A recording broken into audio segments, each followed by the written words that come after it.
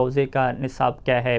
اور حوزے اور مدرسے میں کیا پڑھایا جاتا ہے، تو اس چیز کا آپ کو جو ہے وہ علم ہونا چاہیے، کیونکہ ظاہری بات ہے آپ ایک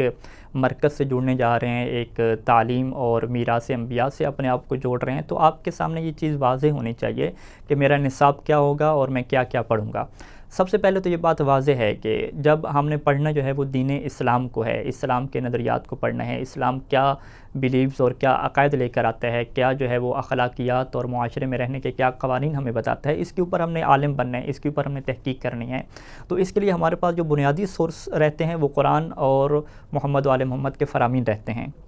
اور چونکہ قرآن جو ہے وہ قدیم زبان محمد و آل محمد کے فرامین قدیم اور قدیم خالص عربی میں یہ چیزیں ہیں، تو سب سے پہلے جو نصاب کے اندر جو مرکزی چیز ہوتی ہے کہ انسان کو اس قابل بنایا جاتا ہے کہ وہ جو قدیم عربی زبان ہے اس کو وہ جان سکے، اس کو وہ سیکھے، قدیم عربی زبان کو سیکھے کہ جس کی وجہ سے وہ پہلے مرحلے پہ ایک اچھا مترجم بنے۔ اس کے لیے قرآن مجید کی آیات کا ترجمہ کرنا، روایات اہل بیت علیہم السلام کا ترجمہ کرنا، اس میں جو ہے وہ اس کے لیے مشکل نہ رہے، وہ خود اس چیز کا ماہر بنے۔ تو اس کے لیے ظاہری بات ہے اسے عربی ادب میں جو ہے وہ ماہر بننا پڑتا ہے، کہ جس کے لیے اسے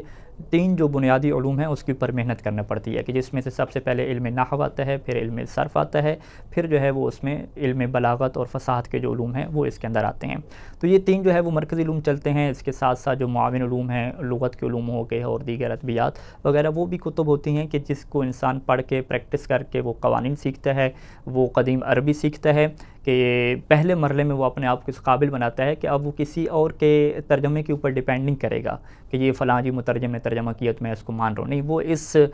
سسٹم میں خود کو اس قابل بناتا ہے کہ خود سے جو ہے وہ قرآن مجید کی آیات کو اور محمد و آل محمد کے فرامین کو سیکھ سکے۔ تو لہٰذا اس نصاب کے پہلے حصے میں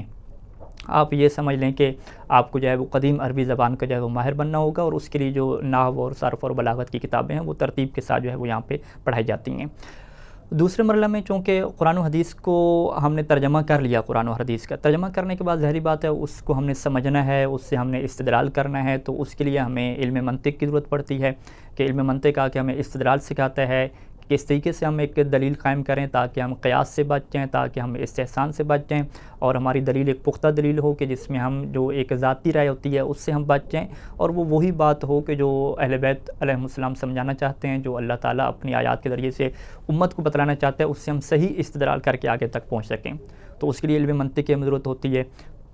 کہ جو ہمیں استدلال سکھاتا ہے، صحیح طریقے سے فکر اور سوچ و بچار کرنا سکھاتا ہے، اور اسی کے ساتھ ساتھ چونکہ قرآن مجید کی آیات محکم ہیں، متشابہ ہیں، روایات میں اس طریقے سے محکم، متشابہ، مطلق، مقید اور بہت ساری چیزیں ایسی ہیں کہ جن کو آپس میں جوڑ کے جو ہے وہ ہمیں نتیجہ نکالنا پڑتا ہے۔ تو اس کے لیے ہمیں جو ہے وہ علم اصول فقہ کی ضرورت پڑتی ہے، اور علم اصول فقہ کے وہ قوانین ہمیں دیتا ہے کہ روایات اہل بیت علیہ السلام سے کیسے کیا ہے آپ نے چیزوں کو جو ہے وہ نکالنا ہے۔ تو یہ 2 علوم ہو گئے، علم منطق اور علم اصول فقہ، جو ہمیں قرآن مجید کی آیات اور روایات اہل بیت علیہ السلام سے استدلال کرنے اور وہاں سے اپنے جو مطلب ہے اور کوئی ایک نظریہ ہے اس کو نکالنے کے لیے کیا ہے یہ چیزیں مدد دیتی ہیں۔ اس کے علاوہ بنیادی چیز جو ہے وہ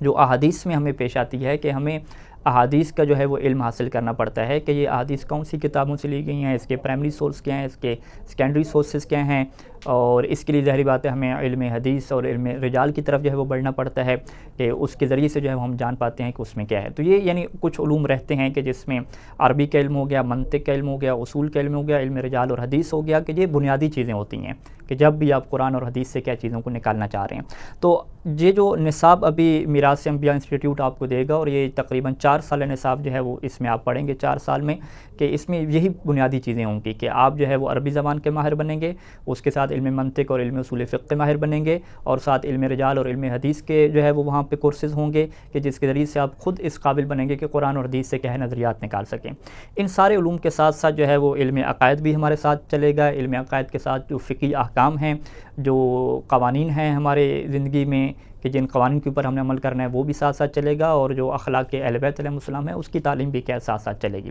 تو یہ جو ہے وہ نصاب کا ایک